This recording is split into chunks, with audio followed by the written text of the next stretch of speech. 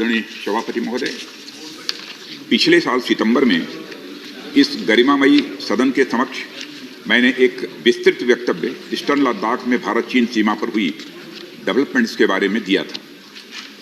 मैंने यह बताया था कि चीन द्वारा पिछले वर्ष अप्रैल मई 2020 के दौरान ईस्टर्न लद्दाख की सीमा के समीप भारी संख्या में शस्त्र बल तथा गोला बारूद आदि इकट्ठा कर लिया गया था। चीन द्वारा येलेसी के आसपास कई बार ट्रांसग्रेशन का भी प्रयास किया गया था। हमारी सशस्त्र सेनाओं ने उन सभी प्रयासों के दृष्टिगत उपयुक्त जवाबी कार्रवाई की थी। राष्ट्र के साथ इस सदन ने भी उन वीर भारतीय सैनिकों को श्रद्धांजलि दी थी जिन्होंने भारत की सीमा की रक्षा करते हुए अपना बलिदान दिया था। आज मैं इस सदन को कुछ और महत्वपूर्ण डेवलपमेंट्स के बारे में बताना चाहता हूं। सभापति महोदय, पिछले वर्ष सितंबर से दोनों पक्षों ने एक दूसरे के साथ मिलिट्री और डिप्लोमेटिक चैनल्स द्वारा संवाद स्थापित कर रखा है। हमारा यह लक्ष्य है कि एलएसी पर डिसएंगेजमेंट तथा यथास्थिति हो जाए ताकि पीस एंड ट्रैंक्विलिटी पुनः स्थापित हो सके।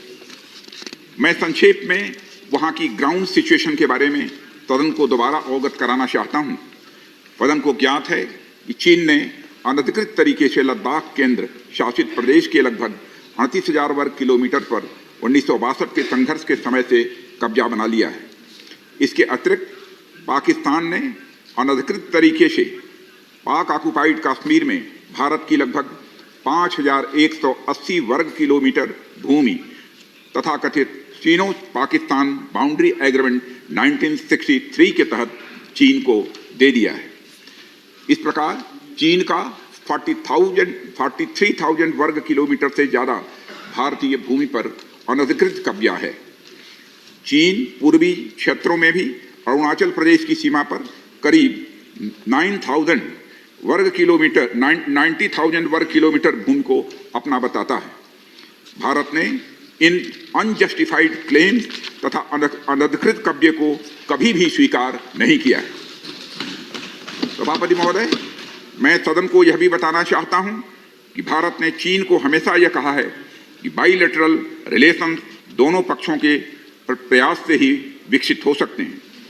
साथ साथ ही सीमा के प्रश्न को भी बातचीत के जरिए ही हल किया जा सकता है, परंतु येलेसी पर पीस एंड ट्रैंक्विलिटी में किसी प्रकार की प्रतिकूल स्थिति का हमारी बाइलेटरल टाइज पर बुरा असर पड़ता है।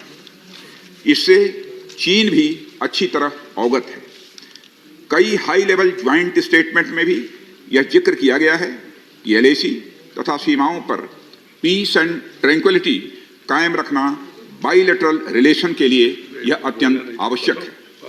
सभापति महोदय, पिछले वर्ष से चीन के द्वारा उठाए गए कदमों के कारण पीस एंड ट्रैंक्विलिटी पर प्रतिकूल असर पड़ा है। इसके फलस्वरूप चीन और भारत के संबंधों पर भी प्रभाव पड़ा है। उच्च स्तर पर चीन के साथ कई बार बातचीत के दौरान, जिसमें मेरे द्वारा चीनी रक्षा मंत्री के साथ पिछले सितंबर की बैठक और मेरे सहयोगी विदेश मंत्री श्री जयशंकर जी की चीनी विदेश मंत्री के साथ तथा हमारे एनएसए श्री अजीत जी डोभाल की अपने चीनी काउंटर पार्ट के साथ बातचीत शामिल है। हमने यह स्पष्ट कर दिया है सभापति महोदय कि यह अत्यंत आवश्यक है कि एलएसी के सभी फ्रिक्शन पॉइंट पर डिसएंगेजमेंट किया जाए ताकि पीस एंड ट्रैंक्विलिटी पुनः स्थापित हो सके। सभापति महोदय, पिछले वर्ष मैंने इस सदन को अवगत कराया था कि एलएसी के आसपास ईस्टर्न लद्दाख में कई फ्रिक्शन एरियाज बन गए हैं। चीन ने बड़ी संख्या में सेना एवं गोला बारूद आदि भी एलएसी के आसपास तथा उसके पीछे अपने क्षेत्रों में इकट्ठा कर लिया है। हमारे सशस्त्र सेनाओं द्वारा भी भारत की सुरक्षा की दृष्टि से एडिक्वेट तथा इफेक्टिव काउंटर डिप्लॉयमेंट भी किए गए हैं।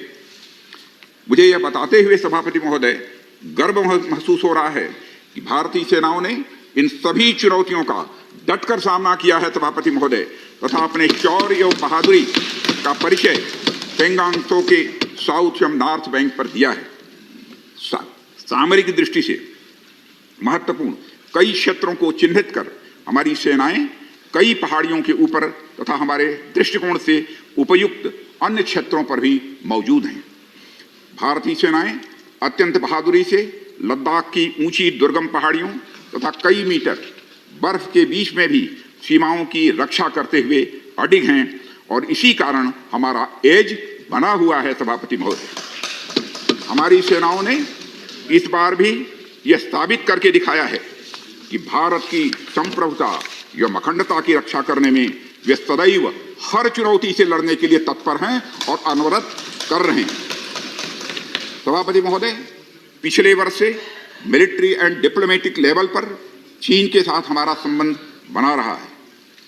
इस बातचीत में हमने चीन को यह बताया है कि 3 सिद्धांतों के आधार पर हम इस समस्या का समाधान चाहते हैं। फर्स्ट, दोनों पक्षों द्वारा एलएसी को माना जाए और उसका आदर किया जाए। दूसरा, किसी भी पक्ष द्वारा यूनिलेटरली स्टेटस को बदलने का प्रयास न किया जाए।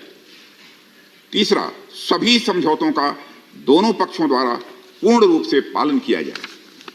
सभापति महोदय, फ्रिक्शन क्षेत्रों में डिसएंगेजमेंट के लिए भारत का यह मत है कि 2020 की फॉरवर्ड डिप्लॉयमेंट जो एक दूसरे के बहुत नजदीक हैं वे दूर हो जाएं और दोनों सेनाएं वापस अपनी अपनी स्थायी एवं मान्य चौकियों पर वापस लौट जाएं। सभापति महोदय, बातचीत के लिए हमारी स्ट्रेटेजी तथा अप्रोच माननीय प्रधानमंत्री जी के इस दिशा निर्देश पर आधारित है कि हम अपनी 1 इंच जमीन भी किसी और को नहीं लेने देंगे। हमारे दृढ़ संकल्प का ही यह फल है कि हम समझौते की स्थिति पर पहुंच गए हैं। इन दिशा निर्देशों के दृष्टिगत सितंबर 2020 से लगातार मिलिट्री एंड डिप्लोमेटिक लेवल पर दोनों पक्षों में कई बार बातचीत हुई है कि इस डिसएंगेजमेंट का म्यूचुअली एक्सेप्टेबल तरीका निकाला जाए। अभी तक सीनियर कमांडर्स के स्तर पर 9 राउंड्स की बातचीत हो चुकी है। राजनयिक स्तर पर भी WMCC यानी working mechanism for consultation and coordination of India China border affair के तहत भी बैठकें होती रही हैं। सभापति महोदय, मुझे सदन को यह बताते हुए खुशी हो रही है कि हमारे इस अप्रोच तथा सस्टेन्ड टॉक्स के फलस्वरूप चीन के साथ पैंगोंग लेक के नॉर्थ एवं साउथ बैंक पर डिसएंगेजमेंट का समझौता हो गया है। और इस बात पर भी सभापति महोदय इस बात पर भी सहमत हो गई है कि पैंगोंग लेक से पूर्व से पैंगोंग लेक से पूर्ण डिसएंगेजमेंट के 48 आवर्स के अंदर सीनियर कमांडर स्तर की बातचीत हो तथा बाकी बचे हुए मुद्दों पर भी हल निकाला जाए। सभापति महोदय, पैंगोंग लेक एरिया में चीन के साथ डिसएंगेजमेंट का जो समझौता हुआ है उसके अनुसार दोनों पक्ष फॉरवर्ड डिप्लॉयमेंट को phased, coordinated and verified manner में हटाएंगे। चीन अपनी सेना की टुकड़ियों को नॉर्थ बैंक में फिंगर 8 के पूरब की दिशा की तरफ रखेगा और इसी तरह भारत भी अपनी सेना की टुकड़ियों को फिंगर 3 के पास अपने permanent base Dhan Singh Thapa post पर रखेगा। इसी तरह की कार्रवाई साउथ बैंक एरिया में भी दोनों पक्षों द्वारा की जाएगी। ये कदम आपसी समझौते के तहत बढ़ाए जाएंगे तथा जो भी निर्माण आदि दोनों पक्षों द्वारा अप्रैल 2020 से नॉर्थ एंड साउथ बैंक पर किया गया है उन्हें हटा दिया जाएगा और पुरानी स्थिति कायम कर दी जाएगी। सभापति महोदय, यह भी तय हुआ है कि दोनों पक्ष नॉर्थ बैंक पर अपनी सेना की गतिविधियां जिसमें परंपरागत स्थानों की पेट्रोलिंग भी सम्मिलित है को अस्थायी रूप से स्थगित रखेंगे। पेट्रोलिंग तभी शुरू की जाएगी जब सेना एवं राजनयिक स्तर पर यानी डिप्लोमेटिक लेवल पर आगे बातचीत करके समझौता बनेगा। इस समझौते पर कार्रवाई कल से नॉर्थ एंड साउथ बैंक पर प्रारंभ हो गई है। यह उम्मीद है इसके द्वारा पिछले साल के गतिरोध से पहले जैसी स्थिति बहाल हो जाएगी। सभापति महोदय, मैं इस सदन को आश्वस्त करना चाहता हूं कि इस बातचीत में हमने कुछ भी खोया नहीं है। सभापति महोदय, सदन को यह भी जानकारी देना चाहता हूं अभी भी एलएसी पर डिप्लॉयमेंट तथा पेट्रोलिंग के बारे में कुछ आउटस्टैंडिंग इशूज बचे हुए हैं। इन पर हमारा ध्यान आगे की बातचीत में रहेगा। दोनों पक्ष इस बात पर सहमत हैं कि बाइलेटरल एग्रीमेंट्स तथा प्रोटोकॉल के तहत पूर्ण डिसएंगेजमेंट जल्द से जल्द कर लिया जाए। अब तक की बातचीत के बाद चीन भी देश की संप्रभुता की रक्षा के हमारे संकल्प से पूरी तरह और अच्छी तरह अवगत है। हमारी यह भी अपेक्षा है कि चीन द्वारा हमारे साथ मिलकर बचे हुए मुद्दों को हल करने का पूरी गंभीरता के साथ प्रयास किया जाएगा। सभापति महोदय, मैं इस सदन से आग्रह करना चाहता हूं कि मेरे साथ संपूर्ण सदन हमारी आर्म्ड फोर्सेस की इस विषम एवं भीषण बर्फबारी की परिस्थितियों में भी शौर्य और वीरता के प्रदर्शन की भूरी भूरी प्रशंसा करे। और सभापति महोदय, मैं ये कहना चाहता हूं कि जिन शहीदों के शौर्य और पराक्रम की नींव पर यह डिसएंगेजमेंट आधारित है, उन्हें देश सदैव याद रखेगा। सभापति